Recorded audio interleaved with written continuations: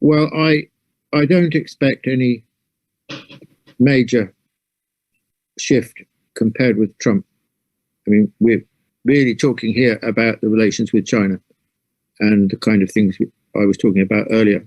And I think that what has already been striking and will continue to be characteristic is the line of continuity between the Trump administration's position on China and Biden.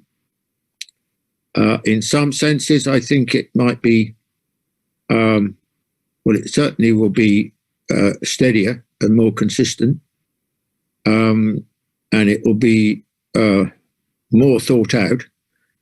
And I think that it's possible that in some things it'll be less toxic. But basically, I think that we will see a very strong measure of continuity. In other words, if you like, Biden's position will bear a closer resemblance to Trump's position than Obama's position. And I don't think we should be surprised by this, because really the turn against China was certainly led and given a sort of particularly distinctive character by Trump, but it was essentially bipartisan. And often the Democrats have been more China-phobic than the Republicans. And it's worth remembering, I mean, if we take our minds back that far, the opening up to China with the Mao-Nixon talks and so on was a Republican administration, not a Democrat administration. I was rereading Kissinger's book on China the other day, and I saw that Mao said he preferred dealing with the Republicans and the Democrats because it was more straightforward. The other, I think in more broader terms, the other difference between Biden and Trump pertaining to this question is that Biden is not an America First exponent. I mean, I don't think America First, by the way, as a political and ideological position in the United States has gone.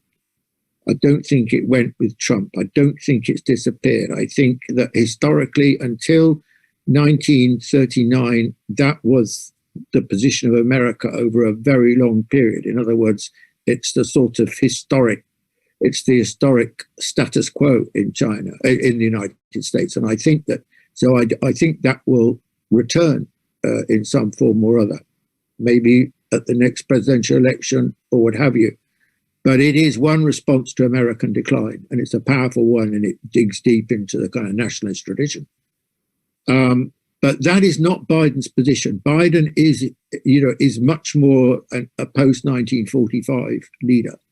And so he believes in alliances, i.e., he believes in the alliance system constructed by the United States after 1945, and he's still of that ilk.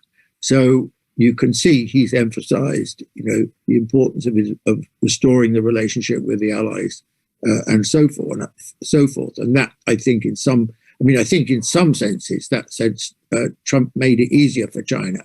And in this context, maybe Biden's going to make it harder for China. But of course, even in this area, I mean, frankly, the reconstruction of the alliances is not going to be easy for the Biden administration. Europe and the United States, there is clear blue water between them now.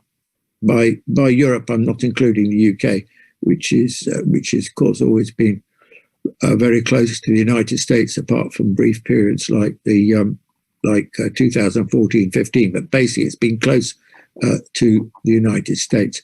But Europe is, I think, distancing itself steadily from the United States and increasingly looking eastwards. Now, there'll be many twists and turns in this. It's not a linear process. It's not set in stone, but I think it's a strong tendency that Europe will seek a different kind of relationship with China than the United States will, a closer relationship in that sense, more cooperative relationship. So I think those are some of the things that might characterize the Biden administration.